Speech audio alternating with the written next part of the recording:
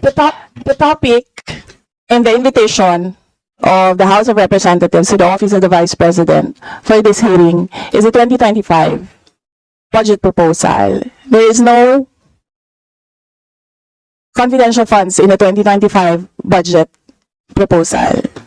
Kailangan malaman din ng taong bayan na sila yung nagbibigay ng pondo para sa operations ng OVP at lahat ng mga agency.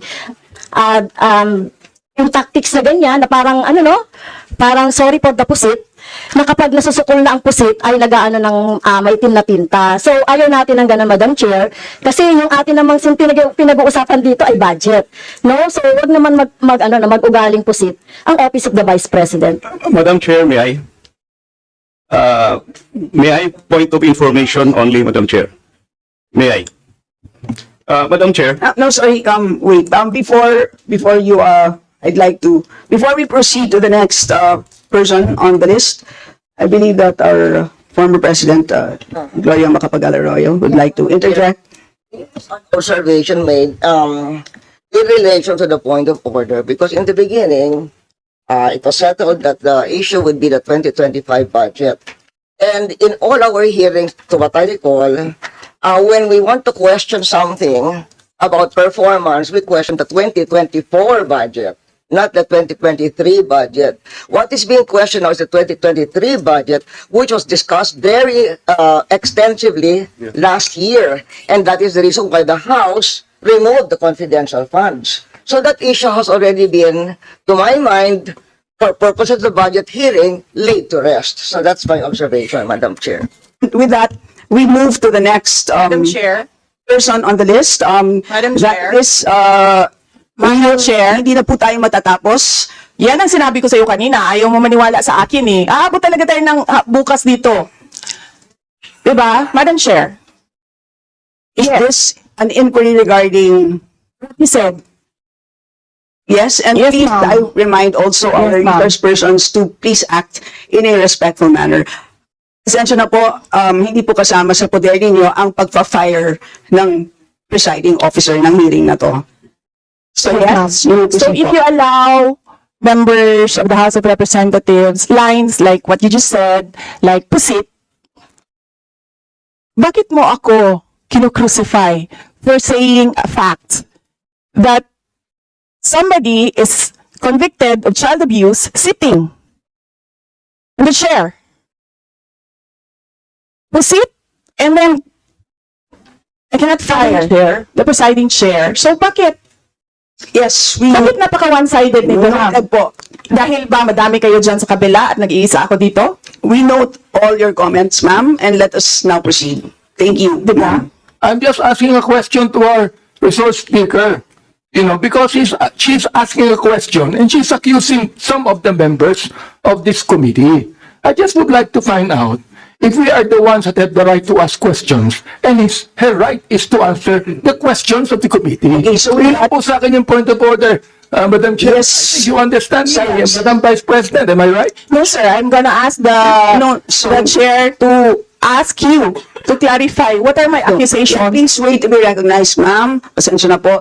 Madam Chair, meron lang po akong dalawang maikling katanungan na nais kong mabigyan ng linaw. Ang una ay nais kong itanong sa OVP kung meron po bang mga programa ang inyong opisina patungkol sa ating mga minamahal na senior citizens. At kung meron po, pwede po bang paki-furnish ang aking office ng listahan para naman po alam ko kung ano po ang isasabihin ko sa aking mga senior citizen na pakinabangan naman sa Office of the Vice President. We do not distinguish for the recipients of our projects. Senior citizens can readily avail of the medical and burial assistance, the Magnegosyo Taday, and other projects of the OVP, including the kalusugan food trucks during calamities and the libreng sakay. So, ma'am, hindi po kami nag-exclude ng mga senior citizens. Welcome po sila lahat sa mga projects ng Office of the Vice President.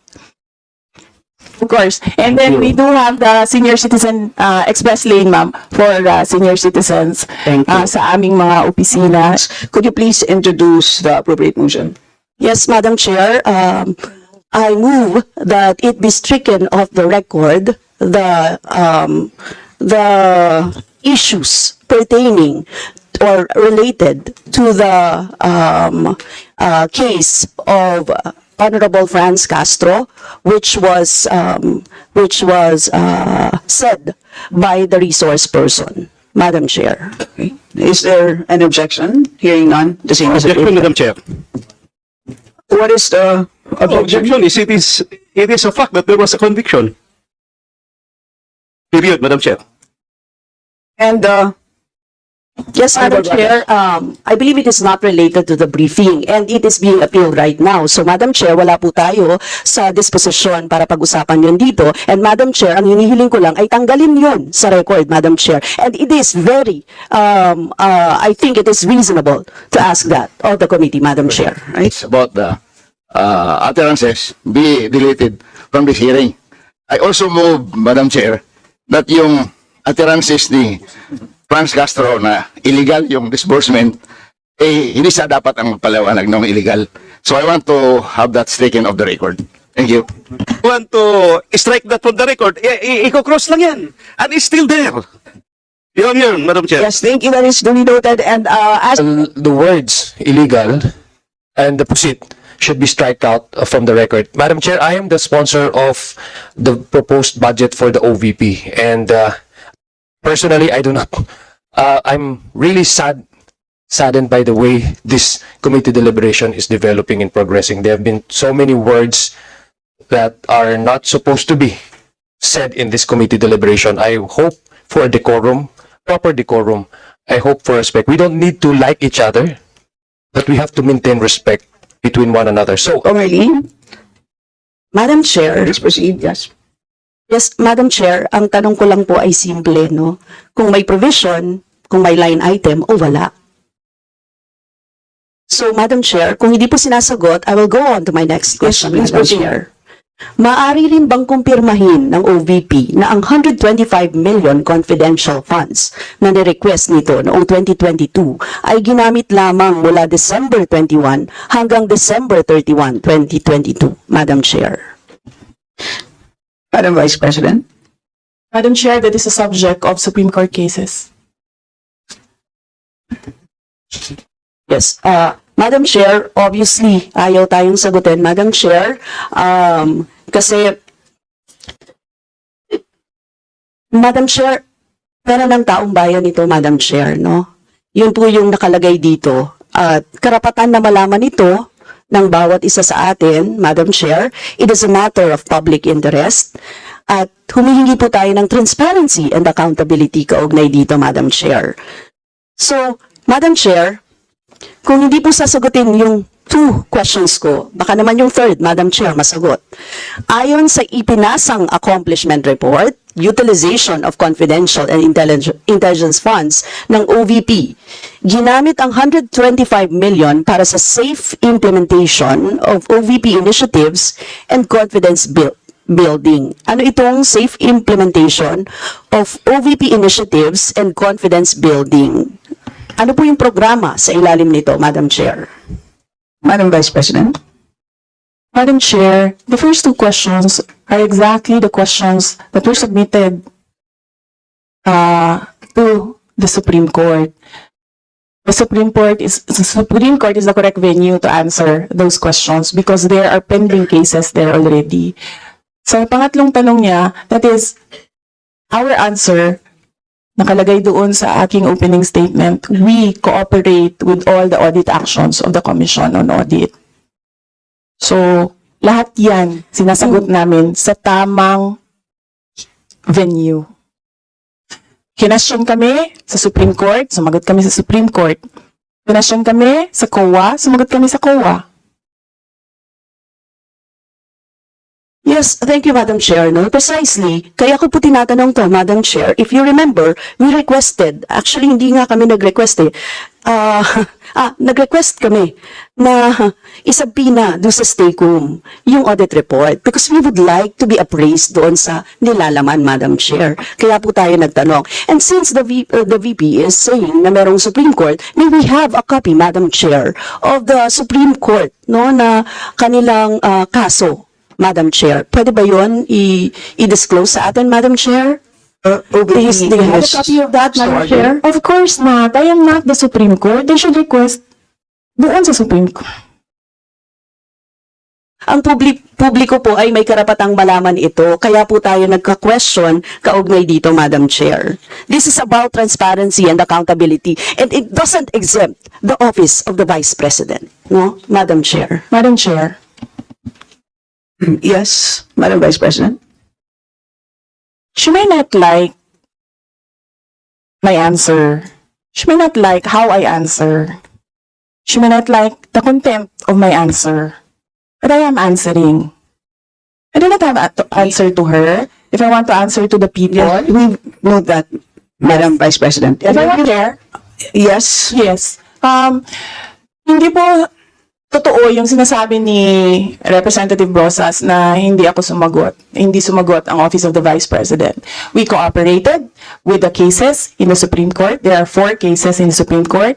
And then we cooperated with all the audit actions of the Commission on Audit.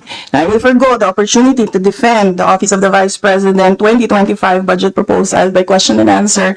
And I will leave it to the House of Representatives to decide on the proposal. Madam Chair. Madam Chair, na itong House na ito na binoto ng tao ay merong karapatan ayon sa konstitusyon na scrutinize natin ang budget ng any ahensya ng gobyerno, including Congress, Madam Chair. Madam Vice President. Madam Chair, may I request the Secretariat to put on the record cut and paste. I will forgo and I will leave my answer, my previous answer. Madam Chair, I would just like to ask, why is it very hard for her to answer yes?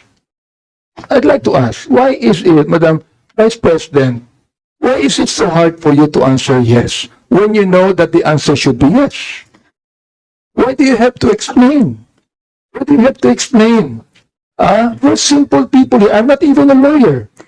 And you are a lawyer, Madam Chair. So, this is a simple question of a simple Filipino.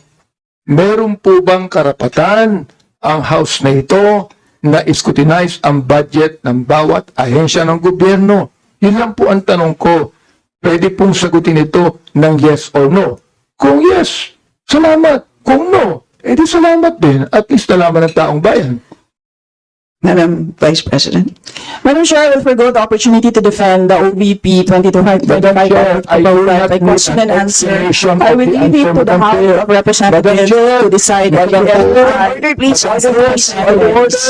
Point of order, Madam Honorable Chair. Dante, you may proceed. I do not need her to explain, please. You have been giving the same answer for hours. The same answer for hours. Alam ko naman po ang pagnanais nyo. Why you answer the same for hours?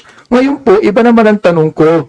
Ang tanong ko ito, kasi kung tatanungin ko ulit, Madam Chair, meron po bang karapatan bilang mga representante ng taong bayan sa bawat distrito at party list na mag-scrutinize ng budget ng bawat ahensya ng gobyerno? Hindi po natin pinag-uusapan dito ang confidential fund. Ang pinag-uusapan po natin budget. Madam Chair, hindi dahil hindi niyo gusto yung mga sagot ko, hindi niyo gusto yung manner ng pagsagot ko, at hindi niyo gusto ang mga sinasabi ko, hindi ibig sabihin na Madam Chair. hindi ka sinasagot. Madam Chair, ang mga point of tanong. order. Meron po ba tayong mga areas kung saan pwedeng mag-apply? Let's say, if we are from the Visayas, where can our constituents apply for this kind of program and the possibility of having the requirements to apply for such assistance?